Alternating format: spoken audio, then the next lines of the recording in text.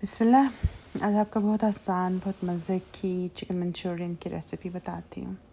इसके लिए जो इंग्रेडिएंट्स हैं ये आप नोट कर लीजिए। वैसे ये जो है वीडियो के नीचे आपको रेसिपी कार्ड जो है ना वो कमेंट्स में मैं डाल दूँगी, पिन कर दूँगी। ये सब इंग्रेडिएंट्स हैं जो आप देख रहे हैं। सबसे पहले बोनलेस चिकन के अंदर आप नमक, काली मिर्च, दड़ा मिर्च, ये तीनों चीज़ें जो है ये आप चिकन के अंदर मिला दीजिए। उसको हाथ के साथ अच्छी तरह मिक्स कर लें। अब उसके अंदर आप कॉर्नफ्लावर डालिए और फिर से उसको थोड़ा सा मिक्स कर लीजिए।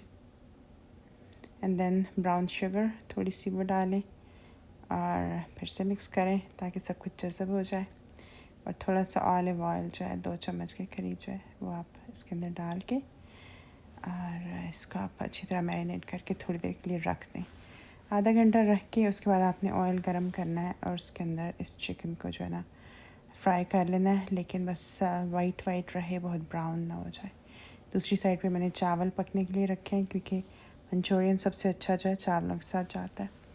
तले पे जो पैन में चिकन लगा रह गया उसमें मैंने चिकन क्यूब डाला और चिकन स्टॉक बना लिया। पानी डाल के उसके अंदर थोड़ी देर पकाया तो चिकन स्टॉक बन गया। अब आप ऑयल गरम करके उसके अंदर अदरक और हरी मिर्च जो है इसको आप सौटे कर लें। जब ये सौटे हो जाए तो उसके अंदर आप चिकन डाल लीजिए जो आपने फ्राई करके एक साइड पे रखा हुआ था। याद रहे कि सफ़ेद फ्राई करना है, उनको उसको ब्राउन नहीं करना है। और फिर उसके बाद उसके ऊपर से आप थोड़ा सा पापरिका डाल सकते हैं, ये ऑप्शनल है। और थोड़ा सा आप श्रीराचा सॉस डाल सकते हैं, अगर ये ना हो तो सादा लाल मिर्च भी चलेगी। एंड उसको आप स्टर करके उसके बाद आपने उसके ऊपर केचप डालना है।